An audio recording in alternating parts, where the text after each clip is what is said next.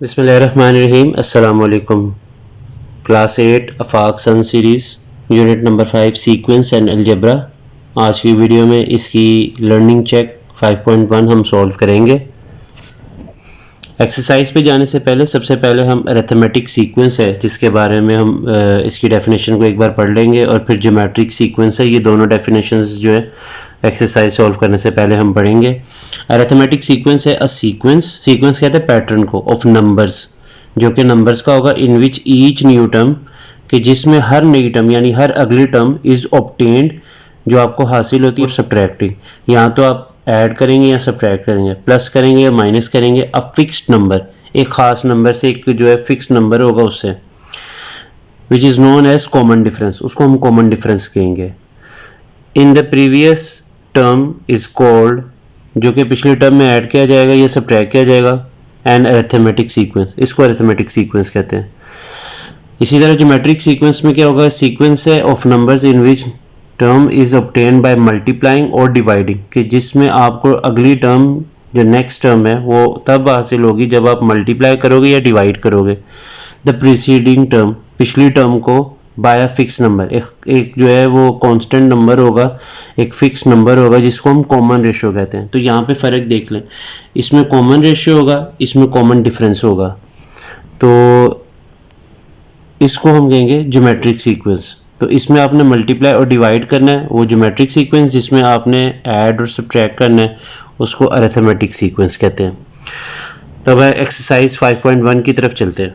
Learning check 5.1 का question number 1 है, identify whether a given sequence is arithmetic और geometric. तो नीचे हमें कुछ सीक्वेंस दी गई हैं जिससे हमें बताना है कि ये अरिथमेटिक है या ज्योमेट्रिक है। तो पहली सीक्वेंस देखिए लिखा हुआ है 3, 7, 11, 15। अब आप इसमें गौर करें कि 3, 7, 11 और 15, तो इन नंबर में अगर गौर किया जाए तो हर अगली टर्म जो है वो +4 करने से आती है, यानी 7 में अगर +4 करें तो 11 आता है, 11 में +4 करें तो 15 आता है, और इसी तरह आगे ये सीक्वेंस चल रही है। तो यहाँ पे क्योंकि आपको ऐड 4 करना पड़ रहा है तो इसको हम कहते हैं अरिथमेटिक सीक्वेंस, जिसमें हमें ऐड करना पड़े या सब्ट्रैक्ट करना पड़े। बी पार्ट है 7 to 9, 243, 81। तो यहाँ पे देखा जाए तो 729 से 243 हो गया, वो कैसे हुआ है, हमने 3 पे डिवाइड किया। फिर 243 को 81 कैसे आया कि हमने इसको 3 पे डिवाइड किया है। तो ये ज्योमेट्रिक सीक्वेंस है क्योंकि ये आपके पास 3 पे डिवाइड करने से जो है ये सीक्वेंस आ रही है। सी पार्ट है 240, 246, 252, 258। अब यहाँ पे अगर हम गौर करें तो हमारे पास जो सीक्वेंस है वो 6 ऐड करने से आगे जा रही है, जैसे 252 में 6 ऐड करें तो 258 एंड सो ऑन। क्योंकि इसमें आप ऐड करें तो ये अरिथमेटिक सीक्वेंस है। डी पार्ट है 6, 36, 216 एंड सो ऑन। तो यहाँ पे देखा जाए कि 6 से 36 कब बनता है, जब आप 6 से मल्टीप्लाई करते हैं। इसलिए 36 से 216 कब बनेगा, जब 6 से मल्टीप्लाई करेंगे। क्योंकि इसमें आप मल्टीप्लाई करें तो ये ज्योमेट्रिक सीक्वेंस है। ई पार्ट है 512, 494, 476, 458 एंड सो ऑन। अब यहाँ पे देखा जाए तो 512 पहला नंबर है, उसके बाद 494 है, फिर 476 है। तो अगर हम गौर करें तो 512 से 494 में जो डिफरेंस है वो 18 का है, ठीक है। और इसी तरह यहाँ से यहाँ 494 से 476 में देखें तो फिर 18 का डिफरेंस आ रहा है, और इसमें भी 18 का डिफरेंस आ रहा है। तो क्योंकि इनमें 18 का फ़र्क है इसलिए ये अरिथमेटिक सीक्वेंस है। इसमें से हम लोग को माइनस करना पड़ रहा है 18, अरिथमेटिक सीक्वेंस है क्योंकि हर अगला नंबर जो है पिछले नंबर में अगर 18 माइनस करें तो अगला नंबर आ जाता है, तो इसको अरिथमेटिक सीक्वेंस कहते हैं। एफ पार्ट है 117649, 16807, 2401। तो ये हमारे पास सीक्वेंस है। इसमें अगर हम गौर करें तो हर अगला नंबर जो है वो पिछले नंबर को अगर 7 पे डिवाइड करें तो हमारे पास आ जाता है। तो जिसमें डिवाइड या मल्टीप्लाई करें उसको ज्योमेट्रिक सीक्वेंस कहते हैं। क्वेश्चन नंबर 2 है, find the next 3 terms of each sequence by using term to term rule. तो क्वेश्चन नंबर 2 में जो पहली सीक्वेंस दी गई है हमें वो है 32, फिर 35, फिर 38 और फिर 41। तो इसमें अगर देखा जाए तो डिफरेंस चेक करें आप, 32 से 35 जो है वो 3 का डिफरेंस है, फिर 35 से 38 जो है वो 3 का डिफरेंस है। इसी तरह ये इसमें 3 जो है वो ऐड किया जा रहा है हर अगली टर्म के लिए। तो यहाँ पे जो रूल इस्तेमाल हुआ है वो हमारे पास है ऐड 3। तो रूल हमारे पास आ चुका है। अब हमने नेक्स्ट 3 टर्म्स निकालनी है। तो उसका तरीकाकार ये है कि 41 में 3 प्लस करें तो 44, 44 में आप 3 प्लस करें तो 47, और 47 में अगर आप 3 प्लस करें तो 50। इसका बी पार्ट है हमारे पास 11, 17, 23, 29 एंड सो ऑन। तो यहाँ पे अगर हम गौर करें तो 11 से 17 जो है वो 6 जमा करने पे बनता है, 17 से 23 6 ऐड करें तो हो जाता है, 23 में भी 6 ऐड करें तो 29। तो रूल आपके पास यहाँ पे है ऐड 6। अब नेक्स्ट टर्म अगर आप निकालना चाहते हैं तो 29 जो कि लास्ट टर्म है उसमें आपने ये ऐड कर देना है 35, फिर 35 में आप 6 ऐड करें तो ये आता है 41, फिर 41 में अगर आप 6 ऐड करें तो 47। तो ये हमने अगली 3 टर्म्स फाइंड आउट कर लिए हैं। पार्ट सी है इसका -13, -8, -3, 2 एंड सो ऑन। तो यहाँ पे अगर हम चेक करें -13 से जो टर्म है अगली वो -8 है, और फिर -8 से अगली टर्म -3 है। तो यहाँ पे गौर करें तो हमें क्या करना है, 5 जो है वो ऐड करना है। तो -13 से -8 आ जाएगा और -8 से -3, फिर -3 में 5 ऐड करें तो 2 आता है। तो यहाँ पे जो रूल इस्तेमाल हुआ है वो हमारे पास है ऐड 5। अब ये लास्ट टर्म इसकी क्या है 2, इसमें आपने 5 ऐड कर दें तो अगली टर्म आ जाएगी 7, 7 में आप 5 ऐड करें तो आ जाएगा 12, और 12 में अगर आप 5 ऐड करें तो ये आ जाता है 17। डी पार्ट है इसका -9, -5, -1 और 3 एंड सो ऑन। तो यहाँ पे हमने चेक करना है कि -9 से -5 तब होता है जब आप 4 ऐड करें, इसी तरह -5 से -1 तब होता है जब आप 4 ऐड करें। और इसका एक और तरीकाकार है फाइंड आउट करने का, वो ये है कि आप क्या करें कि जो सेकंड टर्म है ना इसकी, उसमें से फर्स्ट टर्म को माइनस करें। ये दूसरा तरीकाकार है। अगर आपको नहीं ना पता कि क्या ऐड कर रहे हैं तो आपने क्या करना है, सेकंड टर्म पहले लिखनी है, उसमें से माइनस कर दें जो प्रीवियस टर्म है यानी पहली टर्म। तो ये आता है -9 माइनस माइनस +9। तो आपके पास यहाँ पे आ जाएगा 9 - 5 कितना होता है 4। तो दोनों सूरतों में 4 ही आना है। बहरहाल उसमें ये कि आपको खुद गैस करना पड़ना है कि -5 में कितना ऐड करें तो -5 आता है। इसमें थोड़ी सी कैलकुलेशन है जो कि सीधी सीधी है कि नेक्स्ट टर्म यानी सेकेंड टर्म में से फर्स्ट टर्म माइनस कर लें तो आपके पास जो है वो कॉमन डिफरेंस आ जाएगा। कॉमन डिफरेंस मतलब डी आ जाएगा कि कौन सा नंबर ऐड या सब्ट्रैक्ट आपने करना है। क्योंकि यहाँ पे हमने 4 ऐड करना है तो रूल आप लिख लें कि ऐड 4। ठीक हो गया। अब इसमें हम जो लास्ट टर्म है वो चेक करते हैं क्या है, वो 3 है। 3 में ऐड कर दें 4 तो 7, 7 में ऐड कर दें 4 11, 11 में 4 ऐड करें 15। पार्ट ये है -42, -22, -2, 18 एंड सो ऑन। तो इसमें जो है वो डी निकाल लें आप। कैसे निकालेंगे, second term minus first term. तो ये हो जाता है -22 माइनस माइनस प्लस, तो 42 में से 22 निकालें तो ये 20 आता है। इसका मतलब आपने यहाँ पे 20 को ऐड करना है। तो रूल आप लिख लें ऐड 20। ठीक है। अब आपके पास जो लास्ट टर्म है वो 18 है, तो 18 में 20 ऐड करें 38, फिर 38 में 20 ऐड करें तो 58, इसी तरह 58 में 20 ऐड करें तो 78।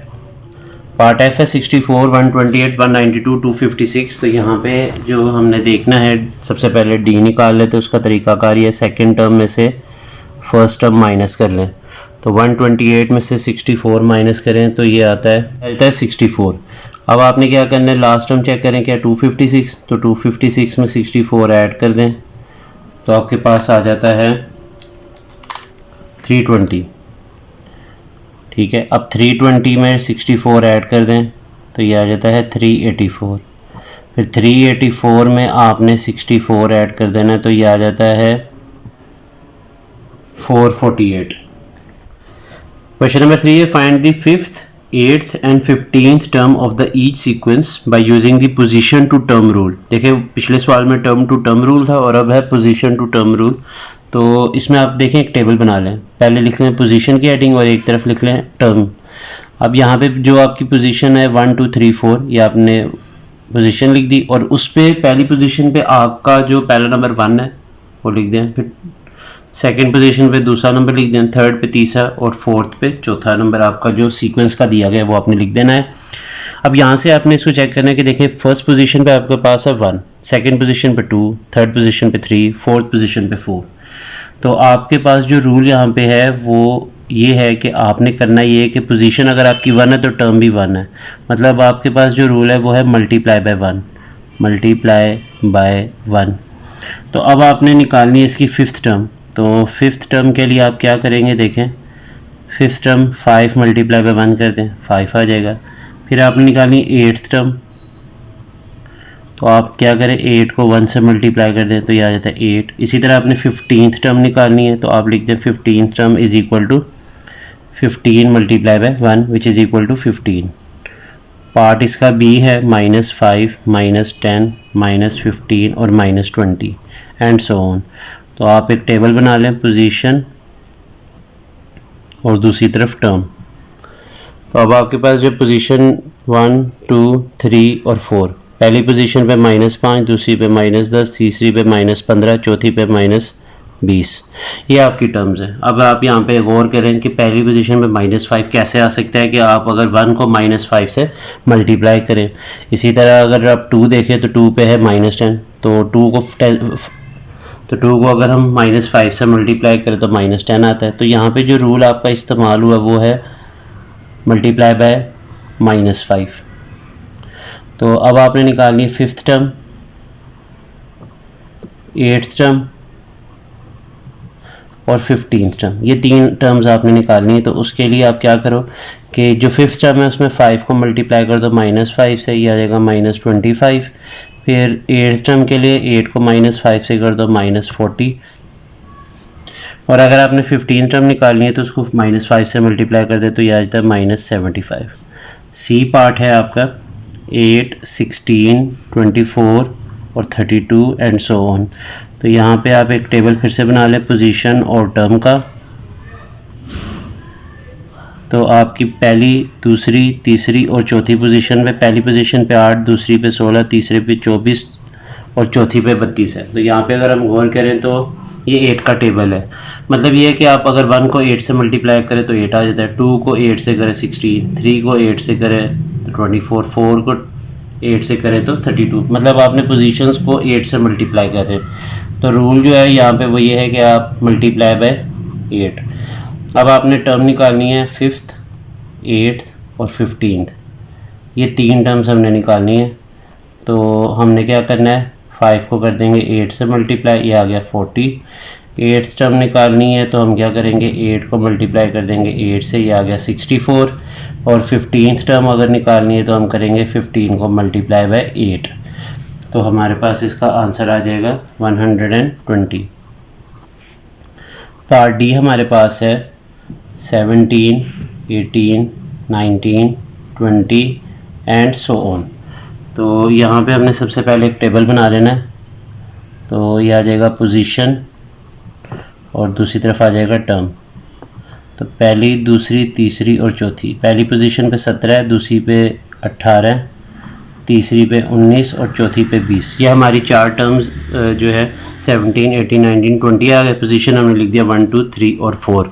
अब हमने ये देखना है कि 1 पोजीशन पे 17 जो है उसके लिए हमने क्या किया है, उसके लिए हमने किया है ऐड 16। अगर 1 में 16 ऐड करें तो 17 आता है, 2 में 16 ऐड करें तो 18 आता है, 3 में 16 ऐड करें 19, 4 में 16 ऐड करें तो 20। अब आपने निकालनी है फिफ्थ टर्म। तो आप क्या करेंगे 5 + 6, यानी जो टर्म निकालनी है ना वो नंबर लिखें और उसमें 16 ऐड कर दें तो ये आ गया 21। अगर आपने निकालनी है एट्थ टर्म तो आपने क्या करना है, जो नंबर टर्म निकालना चाहते हैं उसमें आप 16 ऐड कर दें तो ये आ गया 24। फिर आप निकालना चाहते हैं 15th टर्म, तो आप क्या करें 15 में 16 ऐड कर दें तो ये आता है 31। पार्ट ई है 10, 20, 30, 40 एंड सो ऑन। तो यहाँ पे सबसे पहले आप उसी तरह टेबल बनाएं जिस तरह बाकी पार्ट्स में बनाया है, पोजीशन और टर्म। तो पहली, दूसरी, तीसरी और चौथी 4 पोजीशंस आप लिख लें और यहाँ पे टर्म्स लिखें सीक्वेंस से देख के। अब आपने देखना है 1 पोजीशन पे 10 है, सेकेंड पोजीशन पे 20, थर्ड पे 30 और 4 पे 40। मतलब आप क्या कर रहे हो, आप रूल इस्तेमाल करें मल्टीप्लाई बाय 10। यानी अगर 1 को 10 से करें तो 10 आ जाता है, 2 को 10 से करें 20, 3 को 10 से करें 30, 4 को 10 से करें 40। तो अब मैंने निकालनी है 5th टर्म, 8th और 15th। तो ये 5th टर्म, 8th टर्म और 15th टर्म हम निकाल लेते हैं। करना ये है कि 5 को 10 से मल्टीप्लाई कर दें 50, 8 को 10 से मल्टीप्लाई कर दें तो 80 और 15 को 10 से मल्टीप्लाई कर दें तो 150। ये आपकी 3 टर्म्स आ गई है। पार्ट एफ है इसका 21, 22, 23, 24। तो आप एक टेबल बना लें, पहले पोजीशन और दूसरी तरफ टर्म्स 1, 2, 3 और 4। पहली पोजीशन पे 22, 21 है, दूसरी पे 22, तीसरी पे 23 और चौथी पे 24 है। तो यहाँ पे आपने ये देखना है कि फर्स्ट पोजीशन पे क्या है 21। वो कैसे आ सकता है कि अगर मैं इसमें ऐड कर दूँ 20, तो 20 में अगर 1 ऐड करूँ 21, 2 में 20 ऐड करूँ 22, 3 में 20 ऐड करूँ 23, 4 में 20 ऐड करूँ तो 24। तो रूल जो है वो यहाँ पे ये है ऐड 20। तो अब 5th टर्म निकालना चाहते हैं हम, 5th टर्म। तो हम क्या करेंगे, 5 में 20 ऐड कर देंगे, ये आ गया 25। फिर 8th टर्म निकालना चाहते हैं तो हम क्या करेंगे, 8 में 20 ऐड कर दें तो ये आ जाता है 28। इसी तरह 15th टर्म भी निकालना चाहते हैं, 15 में आप 20 ऐड कर दें तो ये आ जाता है 35। क्वेश्चन नंबर 4 का पार्ट नंबर ए है 99, 110, 121 और 132। तो यहाँ पे सबसे पहले हमने जो जनरल टर्म निकालनी है अरिथमेटिक सीक्वेंस की, उसका फॉर्मूला है an = a + n - 1 d जो इस ब्रैकेट से मल्टीप्लायर है। बहरहाल a से मुराद पहली टर्म, n से मुराद नंबर ऑफ टर्म्स और d से मुराद कॉमन डिफरेंस है। तो सबसे पहले d निकाल लेते हैं। वो कैसे निकालेंगे, सेकेंड टर्म में से फर्स्ट टर्म को माइनस करें तो ये हमारे पास आ जाता है 11। और a से मुराद आपकी फर्स्ट टर्म है, वो आपने लिख दिया 99। अब आप फॉर्मूला लिखें एक बार फिर से और उसमें जो वैल्यूज़ है वो लगा दें। a की जगह हमने लिख दिया 99 + n - 1 as it is multiply by d की वैल्यू जो है वो हमारे पास है 11। अब इस 11 से आप ब्रैकेट के अंदर मौजूद n से मल्टीप्लाई करें, 11n × 11n - 11 × 11। जो n वाली टर्म है उसको पहले लिखें, यानी 11n पहले लिख दें और 99 में से 11 निकालें तो ये आ जाता है 88। बी पार्ट है -31, -26, -21 और -16। तो अब आपने क्या करना है, सबसे पहले ए इसमें लिख लें, आपके पास फर्स्ट टर्म है -31, डी निकाल लें। कैसे निकालेंगे, second term minus first term. तो इसमें आपने क्या करना है, ये देखिए -26 एज इट इज़ आ गया, माइनस माइनस क्या हुआ प्लस। अब 31 में से 26 निकालें तो 5 आता है। अब आप फॉर्मूला लिखिए an = a + n - 1 d। तो an एज इट इज़ आ जाएगा, a से मुराद फर्स्ट टर्म है -31 + n - 1 मल्टीप्लाई बाय d की जगह 5। अब आप 5 को अंदर ब्रैकेट में मल्टीप्लाई करें, 5 × n 5n - 5n × 5। जो n वाली टर्म है उसको पहले लिख ले और इन दोनों को सॉल्व करके बाद में, तो ये आ जाता है 5n - 36। तो ये हमारे पास आ चुका है an। सी पार्ट है 64, 82, 100, 118 एंड सो ऑन। तो यहाँ पे a हमारे पास है 64, ठीक है, और d निकाल लेते हैं। उसका तरीकाकार ये है कि सेकंड टर्म में से फर्स्ट टर्म माइनस कर लें, तो आपके पास आ जाएगा यहाँ पे 82 - 64, ये आ जाता है 18। तो d आपके पास आ गया 18। अब आपने फॉर्मूला लिखना है an = a + n - 1 d। तो ये a की जगह आ गया 64 + n - 1 को एज इट इज़ लिखना है मल्टीप्लाई बाय 18। तो अब आप 18 को मल्टीप्लाई कर दें n से भी और -1 से भी, ब्रैकेट के अंदर जो मौजूद है। तो n वाली टर्म को आप पहले लिखें और 64 में से अगर हम 18 निकालें तो हमारे पास आ जाता है 46। तो ये हमने nth टर्म इसकी निकाल ली है। d वाला पार्ट है, ये फ्रैक्शन में दिया हुआ है 1/2, 3/4, 1, 5/4। तो आपने सबसे पहले a बताना है, वो क्या है 1/2, और d निकाल लें। कैसे निकालेंगे, second term minus first term. तो 3/4 माइनस 1/2, तो इसका एलसीएम ले ले बेशक, या इसको कैलकुलेटर पे हल कर ले, बात एक ही है। आंसर आपके पास इसका आ जाएगा 1/4। ये आपके पास डी आ चुका है। अब आप फॉर्मूला लिखें, an is equal to a plus n minus 1 multiply by d. तो a की जगह आ गया 1/2 प्लस ब्रैकेट में आप लिखें n minus 1 as it is multiply by d की जगह 1/4। तो ये आ गया 1/2 प्लस 1/4 को n से करें तो ये आता है n/4, यानी n को 1 से मल्टीप्लाई करें n और नीचे 4 आ जाएगा। फिर आपने करना है -1 को 1/4 से मल्टीप्लाई, तो ये आ जाता है -1/4।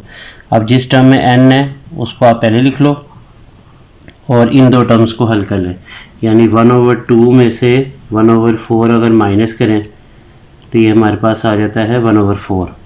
तो इसको आप पहले इसको आप लिख लें।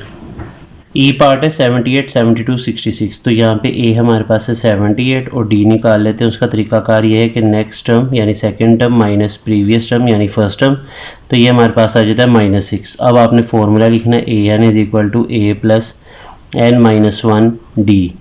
तो ये आ गया ए की जगह 78 प्लस एन माइनस 1 को एज इट इज़ लिखे मल्टीप्लाई बाई डी की जगह -6।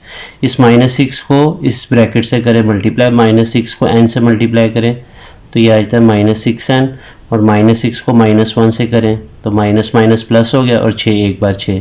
अब जो n वाली टर्म है -6n उसको पहले लिखें और इन दोनों को ऐड कर दें। 78 प्लस 6 होता है 84। ये आ गई nth टर्म। एफ पार्ट है 1.25, 4.55, 7.85, 11.15। तो इसकी जो पहली टर्म है वो है 1.25 और डी निकालेंगे सेकेंड टर्म में से, फर्स्ट टर्म माइनस कर देंगे तो इसका आंसर हमारे पास आ जाएगा 4.55 माइनस 1.25, तो ये आ जाता है 3.3।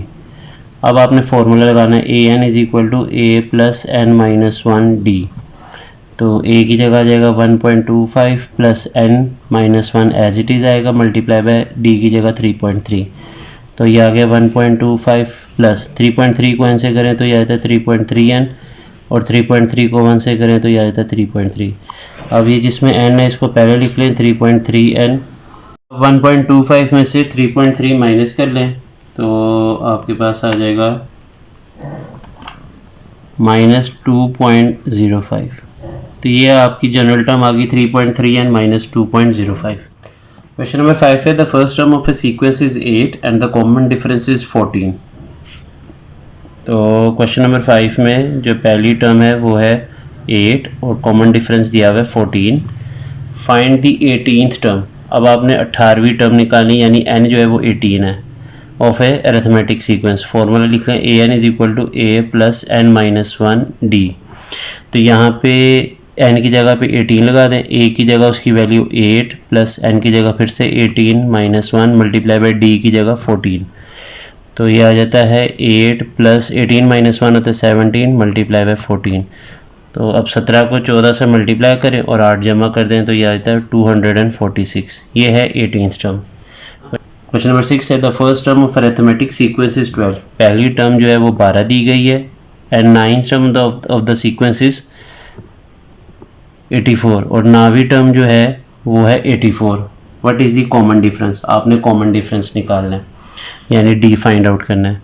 तो आपने क्या करना है, 9वीं टर्म के लिए जो फॉर्मूला है अरिथमेटिक सीक्वेंस का वो लगा दें। मतलब a n is equal to a plus n minus 1 d. अब एन की जगह आप 9 लिख दें तो यहाँ पे ए की जगह आ जाएगा 12 प्लस एन की जगह 9 माइनस 1 मल्टीप्लाई बाई डी हमने फाइंड आउट करना है।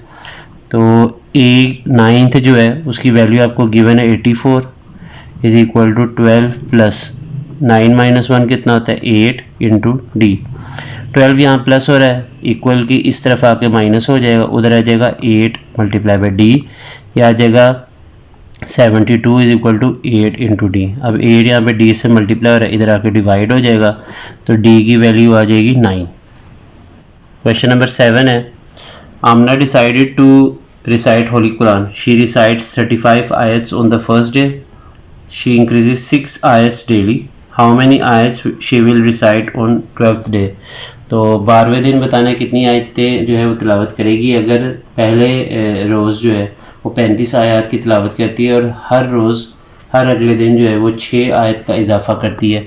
तो सबसे पहले हम यहाँ लिख लेते हैं। देखें जो हमारी फर्स्ट टर्म है वो है 35 कि पहले दिन उसने 35 आयतें पढ़ी हैं और हर दिन जो इजाफा हो रहा है वो 6 का हो रहा है। तो डी क्या है 6। अब मैंने निकालना क्या है, मैंने निकालनी है 12 टर्म, यानी एन की जगह मुझे क्या रखना है 12 और A12 मुझे फाइंड करना है। तो फॉर्मूला लिखूंगा AN is equal to A plus n minus 1 d.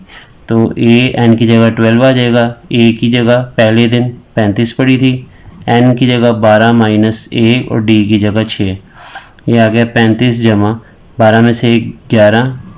अब 11 को 6 से मल्टीप्लाई कर दे 66। 35 में 66 जमा करें 66, तो यह आता है 101। ये आ गई A12। क्वेश्चन नंबर 8 है, Ibrahim decided to improve his English vocabulary. Each day the number of his learned words increases by 2. If he learned 20 words on 9th day, तो 9वें दिन जो है उसने 20 जो है वो वर्ड्स याद किए हैं और हर रोज़ वो 2 वर्ड्स जो है वो उसको इंक्रीज़ कर रहा है। How many words he will learn on the first day, बताइए वो पहले दिन कितने वर्ड्स पढ़ेगा। अब पहले दिन है तो मैंने ए के नीचे ए जो है वो लिख दिया, a is equal to question mark. तो फॉर्मूला है a n is equal to a plus n minus 1 into d. तो ए एन की जगह मैं 9 लिख दूंगा यहाँ पे, इज इक्वल टू ए मुझे फाइंड करना है प्लस एन की जगह 9 माइनस 1 इंटू डी है 2। तो A9 की जो वैल्यू वो है 20 is equal to a plus 9 minus 1 होता है 8। तो ये आ गया 20 is equal to 8 plus a 2 times 16। 16 यहाँ प्लस हो रहा है, इधर आके माइनस हो जाएगा। तो 20 माइनस 16 4। क्वेश्चन नंबर 9 है, Iffat decided to rent her house. Iffat चाहती थी कि वो उसका घर किराए पे जो है वो चढ़ा दे। The current rent for the house is 12,000। इस वक्त जो किराया है वो 12,000 रुपया है और उसको हम ए कह लेते हैं 12,000। If the rent of the house is increasing, अगर किराए को बढ़ाया जा रहा है 1000 रुपये के हिसाब से, यानी डी कॉमन डिफरेंस जो है 1000 का है, तो बताएं 7वें साल कितना होगा। तो मैं यहाँ लिख देता हूँ A7 मुझे फाइंड करना है और एन से मुरा एन जो है वो 7 है यहाँ पे। अब फॉर्मूला लिखे AN is equal to A plus n minus 1 d. N की जगह 7 आ जाएगा, A की जगह 12,000 प्लस एन की जगह 7 माइनस 1 इंटू डी की जगह आ जाएगा 1000। तो यह आ जाता है 12,000 प्लस 7 माइनस 1 होता है 6 मल्टीप्लाई बाय 1000। तो 6 को 1000 से मल्टीप्लाई करें कितना आ जाएगा 6000 और 6000 को 12,000 में ऐड कर दें तो यह आ जाता है 18,000। तो 7वें साल जो घर का किराया होगा वो 18,000 होगा। इसी के साथ एक्सरसाइज 5.1 जो है वो इख्तिताम को पहुंचती है। अगली एक्सरसाइज के साथ अगली वीडियो में हाजिर होंगे। मुझे दीजिए इजाज़त। अल्लाह हाफिज़।